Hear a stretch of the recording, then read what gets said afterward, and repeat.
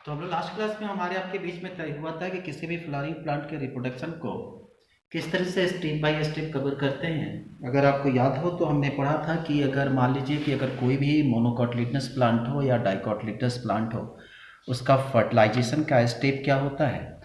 फिर हमने कहा था कि अगर मान लीजिए कि अगर वो जीनोगेमी का प्लांट, मतलब कि जीनोगेमी का पॉलिनेशन हो। जीनोगेमी का पॉलिनेशन का मतलब हो गया कि जिसके अंदर क्या प्रोसेस हो, डबल फर्टिलाइज का कहते हैं, क्या बोलते हैं उसको, क्रॉस पॉलिनेशन की अगर प्रोसेस होती है तो क्रॉस पॉलिनेशन के प्रोसेस में हमने कहा था कि जैसे ही प्लांट का जब पोलन ग्रेन रिलीज होने की टाइमिंग होती है, जैसे में मक्के की प्लांट को आप देखेंगे तो हमने कहा कि अगर मान लीजिए कि अगर मक्के का प्लांट है और मक्के के प्लांट में अगर आप गौर से देखें तो ये मक्के का प्लांट है और इस मक्के के प्लांट में यहाँ पे जो स्टेम होता है, यहाँ पे जो होते हैं इसके ऊपर व्हाइटिश कलर में या लाइट येलोइश कलर में पोलन ग्रेन होते हैं और इस पोलन ग्रेन के पार्ट में यहाँ पे जो होता है आपको ऐसे धुआं टाइप का दिखाई देता है, फ्लावरिंग टाइप का, और यहाँ पे ये इसका मेल पार्ट होता है और ये इसका फीमेल पार्ट होता है। ठीक है। अब यहाँ पे जो पोलन ग्रेन होते हैं, जिस तरह से जैसे ही हवा चलता है तो मैंने कहा था कि पोलिनेशन जो होती है वो दो तरह से होती है। एक होता है बायोटिक, एक होता है एबायोटिक। बायोटिक का मतलब होता है जिसमें एनिमल पार्टिसिपेट करते हैं और एबायोटिक का मतलब होता है जिसमें नेचुरल थिंग्स पार्टिसिपेट के, जैसे में विंड हो गया, वाटर हो गया। तो हमने कहा कि अगर इसमें दोनों तरह की पोलिनेशन हो सकती है, बायोटिक भी हो सकती है और एबायोटिक भी हो सकती है। ठीक है। हमने कहा कि अगर दोनों तरह की पोलिनेशन इसमें हो, अगर मेल और, तो उस कंडीशन में क्या होगा कि जैसे ही यहाँ से हवा या किसी भी जानवर द्वारा जब टच करते हैं तो यहाँ से पोलन ग्रेन रिलीज होता है और जब ये पोलन ग्रेन रिलीज होता है तो आकर क्या करता है, इस स्टिग्मा वाले पार्ट पर, गलत, ये जो है ये पोर्शन जहां पे ये जो फीमेल पोर्शन है और ये जो पोर्शन जो मेल पोर्शन है, यहां से पोलन ग्रेन जो होते हैं वो रिलीज होते हैं और रिलीज होने के बाद ये पहुंचते हैं कहां पे, इससे फीमेल पार्ट यानी कि यहां पे क्या होता है, स्टिग्मा, और इस स्टिग्मा के पोर्शन पे पोलन ग्रेन आकर रिलीज होते हैं। ठीक है।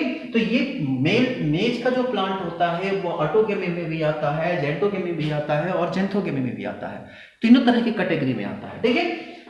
तो ऐसी स्थिति में जैसे ही पोलन ग्रेन यहाँ पर रिलीज होता है तो उससे पहले हम लोग क्या करते हैं कि यहाँ पे बटर पेपर से क्या करते हैं, कवरिंग कर देते हैं। किससे करते हैं हम लोग, बटर पेपर से इस पर हम लोग कवरिंग कर देते हैं। इस प्रोसेस को हम लोग करते हैं बैगिंग।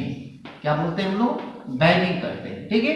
अब हम क्या करेंगे कि मान लीजिए कि एक मेज की ए वैरायटी है और हम क्या करते हैं कि एक मेज की बी वैरायटी, यानी मेज के ही प्लांट पर दोनों की किस्में अलग अलग है, वैरायटी अलग अलग है। ठीक है। और बी वैरायटी को क्या करते हैं, हम लाते हैं यहां से और इसके पोलन ग्रेन को इस पर हम रिलीज करा देते हैं। ठीक है। आर्टिफिशियल हम लोग करते हैं, इसे करते हैं आर्टिफिशियली काम करते हैं। ये नहीं कि प्लांट को उखाड़ के लेकर आए और वहां पर उसको डिप करें, नहीं, हम प्लांट के पोलन ग्रेन को लेकर आते हैं और उसके ऊपर उस पर डिप कर देते हैं और डिप करने के बाद फिर इस बैगिंग को कंटिन्यू करते हैं और इस बैगिंग को करीब करीब 25 से 30 मिनट तक छोड़ देते हैं बैगिंग करते हुए। तो दो क्वेश्चन एग्जाम में पूछे जाते हैं। पहला क्वेश्चन ये पूछा जाता है कि आर्टिफिशियल बैगिंग कैसे की जाती है, ठीक है, या उसमें पूछा जाता है कि आर्टिफिशियल पॉलिनेशन कैसे की जाती है। तो आर्टिफिशियल पॉलिनेशन में यूज की जाती है किसकी, बैगिंग को। क्या की जाती है, बैगिंग को। और चूंकि ये प्रोसेस कैसा है, फोर्सफुली प्रोसेस है, तो इस फोर्सफुली प्रोसेस को हम कहते हैं इमैस्कुलेशन। इमैस्कुलेशन क्या होता है कि the forceful pollination of the, या forceful transfer of pollen grain to the stigma is called emasculation. और इमैस्कुलेशन की प्रोसेस किसके द्वारा होती है, वो होती है बैगिंग के द्वारा। बैगिंग में कौन सा पेपर यूज किया जाता है, तो याद रखेंगे बटर पेपर यूज किया जाता है। ठीक है, आई बात समझ में। तो बटर पेपर का मतलब ये नहीं होता है कि मतलब कि आप बटर का नाम सुने तो बस वो जो है अमूल का बटर उठाए और लाके छोटा सा पेपर रिपीट कर दे, ऐसा नहीं होता। उसका पेपर अलग होता है। जैसे सिल्वर पेपर आप लोग मिठाई में यूज करते हैं, उधर से बटर पेपर अलग तरह का पेपर होता है। ठीक है। तो इमैस्कुलेशन, बैगिंग। अब देखो इसे आर्टिफिशियली तैयार करते हैं और पहली बात कि ये किस्म ए है, ठीक है, ये किस्म बी है। तो ए और बी जो है ये दो अलग अलग वैरायटी है और इन दोनों से मिलकर एक नई वैरायटी बनेगा। ठीक है, इसके दोनों को मिलाकर एक नई वैरायटी मिलेगा। तो इस प्रोसेस को हम लोग करते हैं हाइब्रिड। जो नया प्रजाति मिलता है उसे हम लोग करते हैं हाइब्रिड, हिंदी बोलते हैं संकर। ठीक है, और यही प्रक्रिया कहलाती है संकरण। क्या कहलाती है, संकरण, यानी कि हाइब्रिड। हिब्रिडाइजेशन। इसी चीज को हम सीखेंगे कहाँ पे, जब हम पढ़ेंगे जेनेटिक्स। जेनेटिक्स में पढ़ते हैं कि जब एक एलील जो होता है दूसरे एलील के साथ जब मिलता है तो एक नए एलील का निर्माण होता है, और वह प्रोसेस कहलाती है क्या चीज, हाइब्रिडाइजेशन। और जो नई प्रजाति मिलती है उससे हम लोग कहते हैं संकर, ठीक है, यानी कि हाइब्रिड। वहीं हम पढ़ेंगे F1 जनरेशन, यानी फर्स्ट फीनियल जनरेशन किसे कहते हैं, सेकंड फीनियल जनरेशन किसे कहते हैं, जहां पर रेशियो मिलता है 1:2:1 या 9:3:3:3:1, ठीक है। जब हम लोग पढ़ेंगे वहां पर डाइकोटोलेशन की कहानी, मोनोकोटोलेशन के जो खास करके मेंडल का नियम था, वहां पर हम लोग सीखेंगे कि मेंडल के जो 3 नियम है वो कौन कौन से नियम है, ठीक है। तो ये हाइब्रिड बनता है और प्रोसेस कहलाती है हाइब्रिडाइजेशन, क्योंकि ये नेचुरली नहीं है, ये किससे है, आर्टिफिशियली हम खुद कर रहे हैं, इसीलिए इस प्रोसेस को हम लोग कहते हैं आर्टिफिशियल हाइब्रिडाइजेशन। तो याद रखेंगे, आर्टिफिशियल हाइब्रिडाइजेशन के रिजल्ट जो होता है वह बनता है क्रॉस पॉलिनेशन। तो क्रॉस पॉलिनेशन कैसे होता है, आर्टिफिशियल हाइब्रिडाइजेशन में। आर्टिफिशियल हाइब्रिडेशन की प्रोसेस में कौन पार्टिसिपेट करता है, इमैस्कुलेशन। इमैस्कुलेशन में क्या होता है, बैगिंग। बैगिंग में क्या होती है, बटर पेपर। इतनी चीजें आपको एक दूसरे की कड़ी है, क्वेश्चन कहीं से ही पूछे जा सकते हैं। नीट का क्वेश्चन भी रहा है व्हिच ऑफ द फॉलोइंग, यानी कि बैगिंग, ध्यान रखेंगे क्रॉस पॉलिनेशन में किसका उपयोग की जाती है, और वो ऑप्शन था बैगिंग का। अब बैगिंग दिमाग से निकल जाता है कि प्लांट में बैगिंग की क्या जरूरत है, ठीक है, तो याद रखेंगे बैगिंग। अब देखो जो पोलन ग्रेन यहां से चलता है, ठीक है, अब ये पोलन ग्रेन चलेगा तो पोलन ग्रेन पहुंचता कहां है, अब उसको पहले समझते हैं, ठीक है।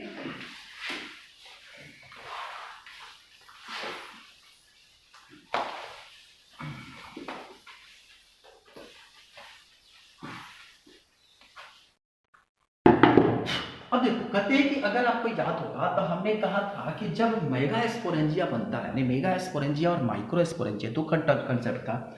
मेगा स्पोरेंजिया में क्या होता है कि ओव्यूल्स का फॉर्मेशन होता है, ठीक है। अभी जो ओव्यूल्स का फॉर्मेशन होता है ये हमारे पास मान लीजिए कि ओव्यूल है, ठीक है, और इस ओव्यूल के आउटर सेक्शन पे जो आपका ये एरिया होता है उसे हम लोग कहते हैं चैलेंजर एरिया। कौन सा एरिया है ये, चैलेंजर एरिया या चैलेंजर कोर बोलते हैं। इस एरिया को हम लोग कहते हैं माइक्रोपाइलर एरिया या माइक्रोपाइलर जोन, ठीक है। अब कहते हैं कि जो अब यहां से क्या होता है कि आपको सपोज करो कि ये इसका क्या है, पोलन ट्यूब है, क्या है, पोलन ट्यूब है, और पोलन ट्यूब जहां आकर ओपन होता है उसे हम लोग कहते हैं फ्यूनिकल, क्या बोलते हैं लोग, फ्यूनिकल्स कहते हैं। अब देखो जब यहां से पोलन ग्रेन आता है, ठीक है, अब यहां पे क्या है, ये आपका स्टिग्मा है और इस पर स्टिग्मा पर पोलन ग्रेन आ रहा है। अब ये पोलन ग्रेन जब आता है तो आने के बाद इसमें जो मेल पोलन ग्रेन होता है, ध्यान रखेंगे, जो उसमें दो तरह के सेल पाए जाते हैं, मतलब कि जो पोलन ग्रेन होते हैं इसमें दो तरह के सेल होते हैं, ठीक है। मतलब कि जो मेल गैमेट, पोलन ग्रेन का मतलब क्या हो गया कि ये मेल गैमेट है, और ये जो मेल गैमेट होता है ध्यान रखेंगे सिर्फ फ्लावरिंग प्लांट पे काम होता है, ह्यूमन में नहीं होता है। ह्यूमन में अगर जब आपको पढ़ाया जाएगा, जब हम आपको पढ़ाएंगे क्या कहते हैं ये ह्यूमन रिप्रोडक्शन, वहां आपको सिखाएंगे मोलर प्रेगनेंसी के बारे में। वहां मोलर प्रेगनेंसी जब हम लोग पढ़ते हैं, एक होता है कंप्लीट मोलर, एक होता है इनकम्प्लीट मोलर, जहां पर क्या होता है कि ओवम के अंदर मतलब कि वहां एक सेल, फीमेल का एक सेल तो नहीं रहता है, पर स्पर्म जाकर एंट्री कर जाता है, और स्पर्म क्या करता है, खुद अपना बॉडी क्या करता है, वो डेवलप कर लेता है, जहां पर 46 XX क्रोमोसोम, XY क्रोमोसोम बन जाता है। लगता तो है कि प्रेग्नेंट है फीमेल, पर वो प्रेगनेंसी नहीं होती है, ठीक है, जो बाद में चलकर यूटेराइन ट्यूमर का फॉर्मेशन कर देता है। तो वो जब हम आपको रिप्रोडक्टिव सिस्टम पढ़ाएंगे वहां बताएंगे कि कंप्लीट और इनकम्प्लीट मोलर प्रेगनेंसी किसे कहते हैं। तो सिर्फ और सिर्फ जो है फ्लावरिंग प्लांट का जो मेल गैमेट होता है उनके पास जो होते हैं वो दो तरह के गैमेट होते हैं। तो एक फीमेल के ओवम के अंदर मेल का फ्लावरिंग प्लांट का गैमेट जो होता है वो दो तरह के गैमेट एंट्री मारते हैं। मेल अगर सेक्सुअल रिप्रोडक्शन ह्यूमन में है तो वो सिर्फ एक गैमेट एंट्री करता है वो मेल का, ठीक है। लेकिन इसमें क्या होता है कि दो तरह के मेल गैमेट एंट्री करते हैं, और एक होता है जिसको हम लोग कहते हैं वेजिटेटिव सेल, क्या बोलते हैं हम लोग, एक होता है हम लोग वेजिटेटिव सेल, और एक को कहते हैं हम लोग क्या कहते हैं, एक जो होता है जर्मिनेटिंग सेल होता है। तो एक जो होता है वह वेजिटेटिव होता है और दूसरा जो होता है वह जर्मिनेटिंग होता है, ठीक है। जर्मिनेटिव क्या होता है कि वो जर्म सेल का फॉर्मेशन करता है, और वेजिटेटिव क्या करता है, बॉडी के डेवलपमेंट में मदद करता है, ठीक है। अब ये दोनों क्या करते हैं, मतलब कि एक पोलन ग्रेन जो है वो 2 मेल गैमेट लेकर जाता है। अब यहां से जो 2 मेल गैमेट लेकर आता है और यहां से एंट्री करता है, आपको पता है यहां पे जो होते हैं वो आपके क्या होते हैं, यहां पे फाइब्रिल्स पाए जाते हैं। क्या पाते हैं, ये फाइब्रिल्स होता है। और ये फाइब्रिल्स जो होते हैं वो क्या करते हैं, इसको गाइडिंग करते हैं। यहां पर भी न्यूक्लियस होता है, यहां पर भी न्यूक्लियस होता है और सेंटर में भी न्यूक्लियस होता है। इससे हम लोग कहते हैं सेंट्रल पोल, ठीक है, या सेंट्रल पोर भी कहते हैं इसको। अब आपको देखो, जैसे यहां पे क्या होता है कि जब ये पोलन ग्रेन यहां से आते हैं और आने के बाद जब ये फाइब्रिल्स होता है, ये जो होता है उसका होता है एक सेल, ठीक है। अब इसमें जो वेजिटेटिव सेल होते हैं वो क्या करते हैं कि आगे की तरफ मूव कर जाते हैं और पहुंच जाते हैं यहां पे। और जो जनरेटिव सेल होते हैं वो आते हैं इस एग सेल के पास, और एग सेल के बाद यहां आकर फर्टाइल करते हैं और यहां पे प्रोसेस होती है किसकी, फर्टिलाइजेशन की, ठीक है। और ये फर्टिलाइजेशन की प्रोसेस यहां पे शुरू हुआ, मतलब कि मेल गैमेट और फीमेल गैमेट दोनों आपस में यहां पर मिल गए। यहां से फर्टिलाइजेशन शुरू होगा और बनना शुरू करेगा क्या चीज, सीड का फॉर्मेशन शुरू हो जाएगा। इसका फॉर्मेशन सीड बनने लगेगा। पता है ना कि मेल और फीमेल गैमेट से बनने के बाद जो नया प्रोडक्ट बनता है वो सीड बनता है, ठीक है। सीड की फॉर्मेशन होने लगी। अब ये दूसरा गैमेट बच गया, वो गैमेट जाता है इस सेंट्रल कोर के पास, और सेंट्रल कोर के पास जाने के बाद इसके इंटरनल कैविटी का निर्माण करता है। जैसे में जब आप पढ़ोगे क्या कहते हैं, वहां पे हम लोग पढ़ाते हैं कि जब मान लीजिए कि जब मेल गैमेट और फीमेल गैमेट मिलते हैं तो माइटोसिस डिवीजन होता है, फिर एक सेल से 2 सेल बनते हैं, 2 से 4 बनते हैं, 4 से 8 बनते हैं। जब चौथे स्टेज पर चौथे दिन जब होता है तो मारुला का फॉर्मेशन होता है, और वहां से क्या होता है, ब्लास्टोसिस्ट का फॉर्मेशन होता है।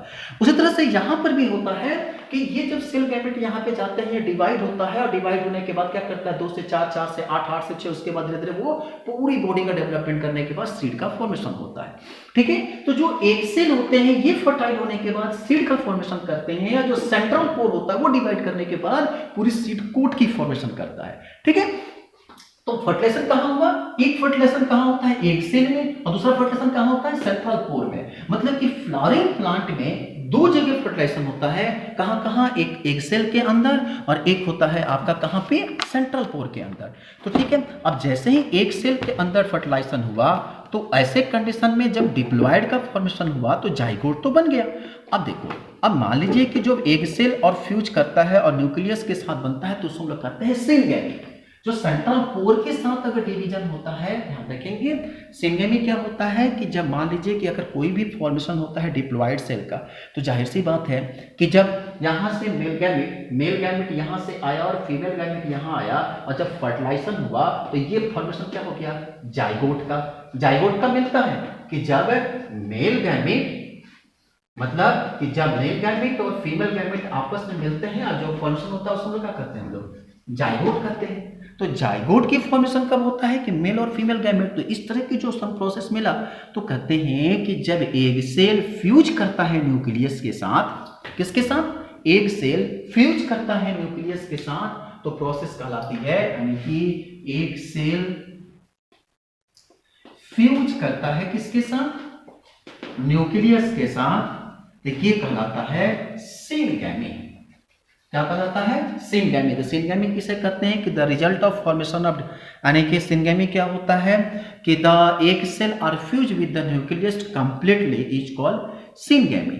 अब देखो ये क्या करते हैं कि जैसे ही ये डिवाइड होते हैं और डिवाइड होने के बाद क्या करते हैं कि पूरा का पूरा एक नया स्ट्रक्चर, यानी कि एक एम्ब्रायो सेक का फॉर्मेशन करते हैं, ठीक है।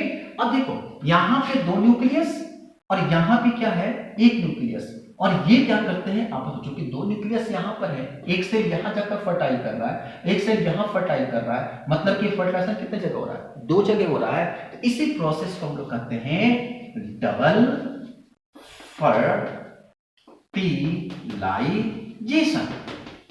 डबल फर्टिलाइजेशन किसे कहते हैं कि फ्लावरिंग प्लांट में फर्टिलाइजेशन जो होता है वो 2 जगह पर होता है, एक कहां पे होता है, एक सेल पे होता है और एक सेंट्रल न्यूक्लियस पर होता है। नहीं, मेल गैमेट 2 तरह के गैमेट लेकर आते हैं, वेजिटेटिव और जनरेटिव सेल। उसमें से एक सेल जो होता है वो सेंट्रल न्यूक्लियस को डिवाइड करता है और एक जो होता है वह आपका एक सेल पे जाकर फर्टाइल करता है, और प्रोसेस कहलाती है, क्या कहते हैं, डबल फर्टिलाइजेशन। अब देखो डबल फर्टिलाइजेशन तो हो गया, अब यहाँ पे जो सिंगेमी होते हैं वह एम्ब्रायोसेक का जो फॉर्मेशन करते हैं, तो ऐसी स्थिति में क्या होता है, एक अब जो फ्यूजन होगा उसमें कितने न्यूक्लियस होंगे, अब एक न्यूक्लियस तो मेल गैमेट का होगा और दो न्यूक्लियस ऑलरेडी सेंट्रल कोर का है, तो यहाँ पे कितने न्यूक्लियस हो गए, तीन न्यूक्लियस होते हैं, और तीन न्यूक्लियस होते हैं तो इसको हम लोग कहते हैं ट्रिपल फ्यूजन।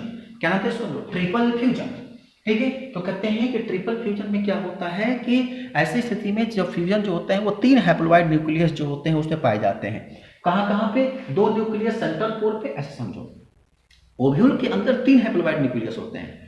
कौन कौन से, दो जो होते हैं वो सेंट्रल कोर पे और एक जो होता है वो एक सेल में, तो तीन हैप्लोइड न्यूक्लियस हो गए, और तीन हैप्लोइड न्यूक्लियस जो होते हैं यहाँ पर फर्टिलाइजेशन करते हैं, तो ये कहलाएंगे कितना, ट्रिपल फ्यूजन। ट्रिपल फ्यूजन क्यों, क्योंकि तीन न्यूक्लियस जो होते हैं वो डिवाइड हो रहे हैं और तब जाकर वो नए सेल का फॉर्मेशन कर रहे हैं, तो दिस प्रोसेस इज कॉल्ड क्या, ट्रिपल फ्यूजन। और ट्रिपल फ्यूजन जो होता है, ध्यान रखेंगे, सिर्फ और सिर्फ जो होती है ट्रिपल फ्यूजन या डबल फर्टिलाइजेशन जो होती है, ये एक यूनिक कैरेक्टर है फ्लावरिंग प्लांट का, unique character, characteristic properties of किसकी, फ्लावरिंग प्लांट। तो इस बात को आप याद रखेंगे कि फ्लावरिंग प्लांट का यह एक यूनिक कैरेक्टरिस्टिक प्रॉपर्टी होता है, क्या चीज, कि उसके अंदर डबल फर्टिलाइजेशन की प्रोसेस होती है। ये क्वेश्चन है, इसको आप मार्क कर लो।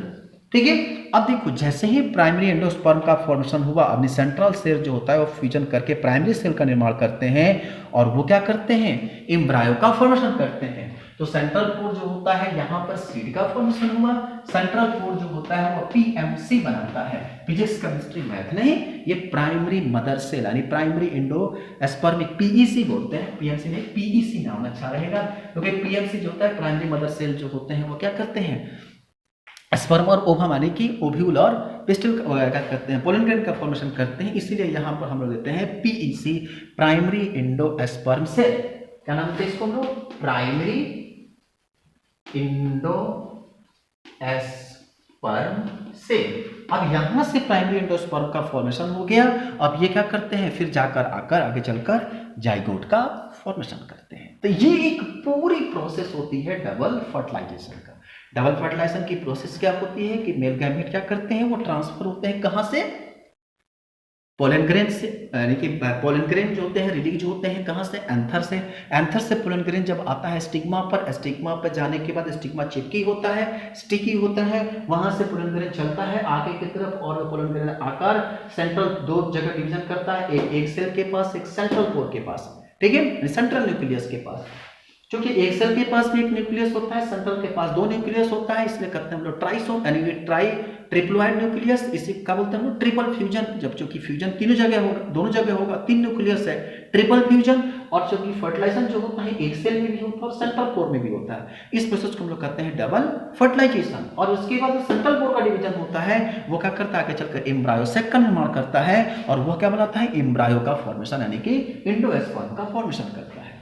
ठीक है, एक सेल का फर्टिलाइजेशन जो होता है वो आगे चलकर क्या फॉर्मेशन करता है, सीड का फॉर्मेशन करता है। अब देखो कहानी कहां से शुरू हुई थी, पोलन ग्रेन रिलीज करना यानी प्री फर्टिलाइजेशन, फिर इसके बाद हम लोग लेकर आए पोलन ग्रेन को रिलीज करा दिए, हो गया फर्टिलाइजेशन। इसकी नेक्स्ट प्रोसेस क्या होती है, फर्टिलाइजेशन के बाद जब जाइगोट बन गया तो जाइगोट के बाद की जो फॉर्मेशन होती है वो बनती है क्या चीज, इम्ब्रायो। इम्ब्रायो बनना, सीड बनना, ठीक है, तो ये प्रोसेस कहलाती है आपकी क्या कहलाना, पोस्ट फर्टिलाइजेशन। तो अब हम लोग जो सीखने जा रहे हैं ये किसमें था, फर्टिलाइजेशन में। प्री फर्टिलाइजेशन क्या है, formation of pollen grain and pollen grain और ओव्यूल, इसको प्री फर्टिलाइजेशन कहते हैं। वो फर्टिलाइजेशन क्या है, पोलन ग्रेन को ओव्यूल के साथ मैचअप करा दो, जाइगोट बना लो, फर्टिलाइजेशन हो गया। और फर्टिलाइजेशन के बाद का रिजल्ट क्या होता है, कैसे फ्यूनिकल्स जो होते हैं वह अटैच्ड होते हैं, कैसे क्या कहते हैं, पॉल्म्यूल्स का फॉर्मेशन होता है, रेडिकल क्या होते हैं, मोनोकोटिलेडनस प्लांट का रेडिकल्स कैसे फॉर्मेशन होता है, इंडोस्पर्म क्या होता है, ये सारी कंसेप्ट जो होती है वो सीखनी पड़ती है पोस्ट फर्टिलाइजेशन के कंसेप्ट में। ठीक है, तो चलो ये फर्टिलाइजेशन की कंसेप्ट यहां हो गई। अब हम लोग सीखेंगे पोस्ट फर्टिलाइजेशन के कंसेप्ट को।